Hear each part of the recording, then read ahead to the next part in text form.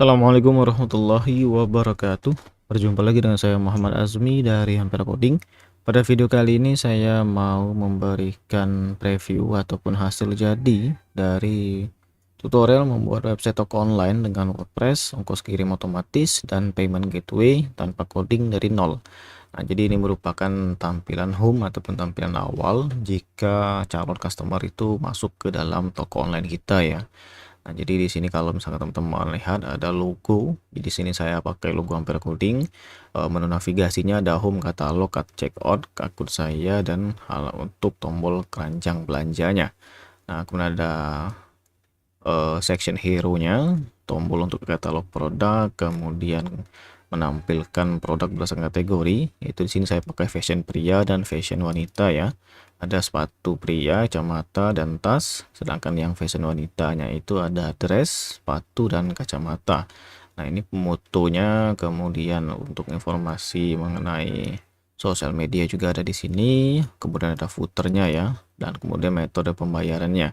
Di sini bisa menggunakan berbagai macam metode pembayaran, baik itu transfer bank, kemudian OVO, GoPay, Dana, dan macam-macam ya, menggunakan kris. Kalau kita lihat di sebuah halaman, misalkan di produk berdasarkan kategori sepatu ya. Nah, di sini akan tampil seperti ini. Ini merupakan halaman kategori produk sepatu. Tapi nantinya kalau misalkan di kacamata ataupun yang lain itu kurang lebih seperti ini ya, seperti ini saja. Yang membedakan hanyalah isi dari berita yang berada di kategorinya.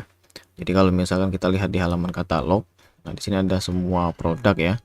Kalau misalkan kita ingin istilahnya pilih barang, ya kita tinggal pilih saja. Misalkan tas, nanti dia akan masuk ke detail dari si produk ini. Nah, dia akan menampilkan informasi mengenai foto, kemudian nama produknya, harga, kemudian di sini ada harga coret juga ya. Kemudian tombol untuk ke keranjang belanja, kemudian di bawahnya ada informasi mengenai si deskripsi produk, informasi tambahan yaitu di berat, dimensi, kemudian ulasannya bagaimana kalau misalnya sudah ada yang order dan memberikan reviewnya. Sedangkan di bagian bawahnya adalah mengenai produk terkait. Jadi seperti ini ya.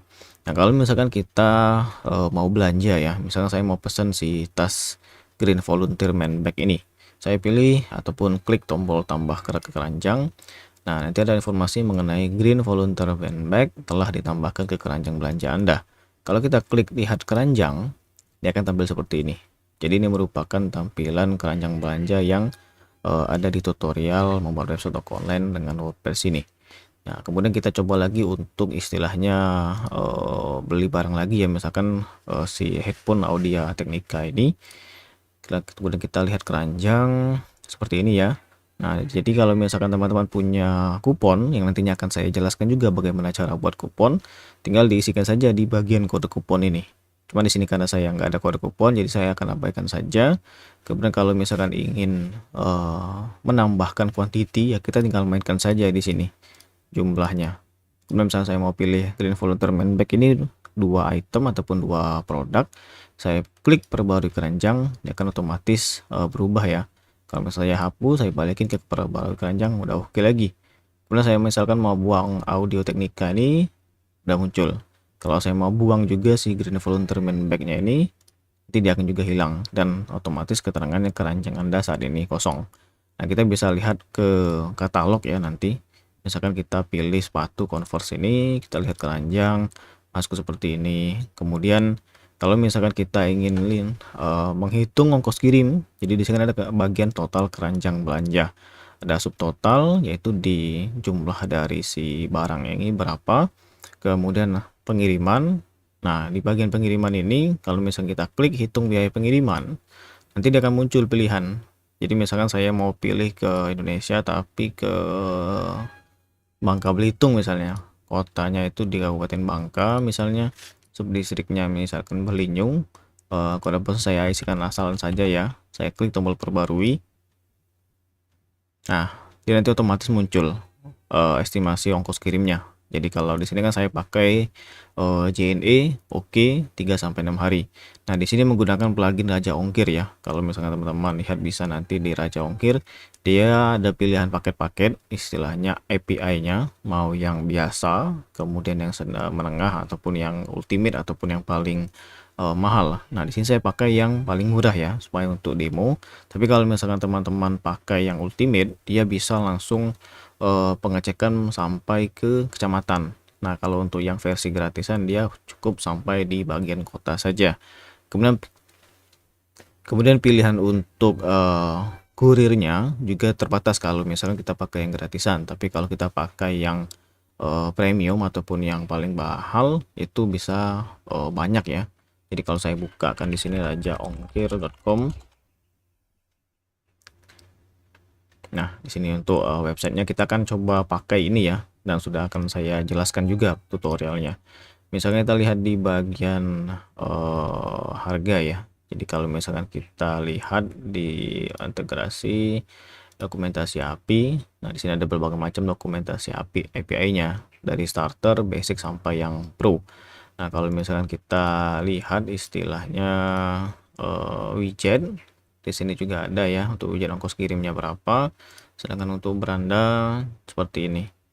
Nah, kalau misalkan kita istilahnya ingin menggunakan si API-nya ini, ya ada bagusnya kita daftar dulu ya supaya kita bisa lihat, karena di sini tidak ada untuk istilahnya mengetahui harganya berapa. Jadi kalau misalkan saya masuk di sini,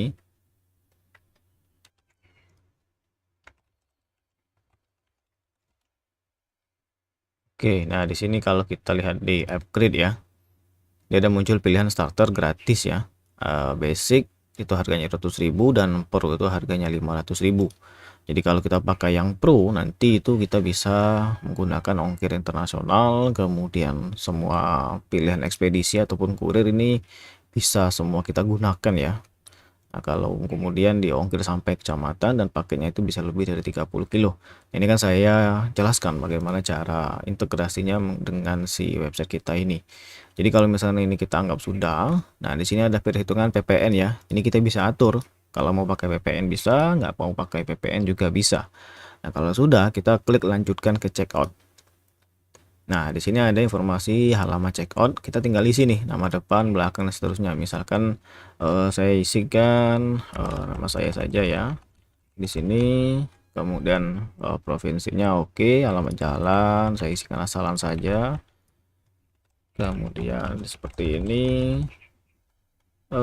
Kirim ke alamat berbeda tidak, saya mau kirim ke yang di sini saja.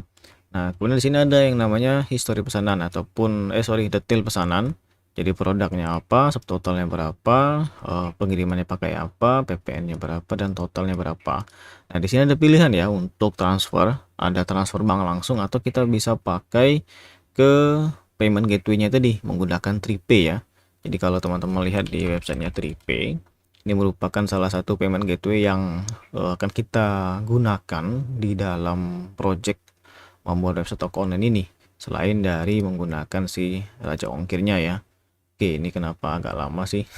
Mungkin dari Tripay-nya. Oke, nah seperti ini tampilan dari website si Tripay-nya ya. Oke, nanti tinggal teman-teman lihat saja. Cuman kalau di tutorial yang sudah saya siapkan ini sudah akan saya jelaskan semua dari awal, dari nol sampai jadi seperti ini ya. Jadi misalnya saya mau pakai ataupun metode pembayaran dengan Bank Mandiri ya misalnya. Oke, kita sudah pilih Mandiri, kemudian kita klik tombol buat pesanan.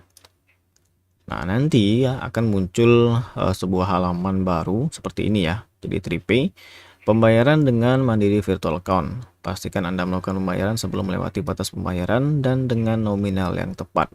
Nah, jadi di sini ada informasi lagi mengenai perhatian, ini adalah mode sandbox. Nah, karena ini kita testing ya. Jadi testing di sini nanti istilahnya pembayarannya kita tidak akan masuk ke dalam saldo kita.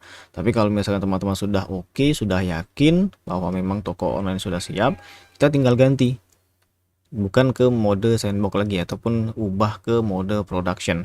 Nah, itu sudah saya jelaskan juga di video yang sudah saya buatkan ya. Itu tinggal bisa diganti saja kalau memang sudah ready. Nah, di sini ada keterangan merchantnya, merchant sandbox, nama pelanggannya siapa, emailnya siapa, kemudian rincian transaksinya bagaimana ya, kemudian ada produk, harga, shipping fee-nya, ongkos kirimnya berapa, pajak, kemudian nomor referensi, kode bayar, jumlah tagihannya berapa, dan batas pembayarannya kapan. Jadi di sini tanggal 27 November jam 9.34. Kita atur itu cuma 3 jam saja. Nah, kalau misalkan teman-teman mau ganti itu juga bisa. Itu sudah saya siapkan juga videonya. Nah, kalau misalkan teman-teman lihat lagi di bagian bawah ada tombol kembali ke merchant dan cara pembayaran. Jadi kalau misalkan orang itu bingung bagaimana cara bayarnya, dia tinggal klik cara pembayaran, tidak akan muncul seperti ini. Jadi kan karena dia sudah pilih untuk di Mandiri virtual account ya, dia tinggal buka saja ke mobile bankingnya ataupun ke website dari internet banking Mandiri, kemudian pilih pembayaran, multi payment, kemudian penyedia jasanya itu adalah WinPay, masukkan nomor VE-nya dan masukkan nominalnya. Nah, kalau sudah nanti otomatis pembayaran ini di halaman ini berubah ke halaman eh, transaksi selesai dari pembayaran ini. Nah, kalau kita klik kembali ke merchant, nanti dia seperti ini ya. Kalau misalkan sudah dilakukan pembayaran, kalau secara otomatis ya nantinya kurang lebih seperti ini ya untuk tampilannya. Kalau dia klik tombol bayar, maka dia akan masuk lagi ke halaman seperti ini.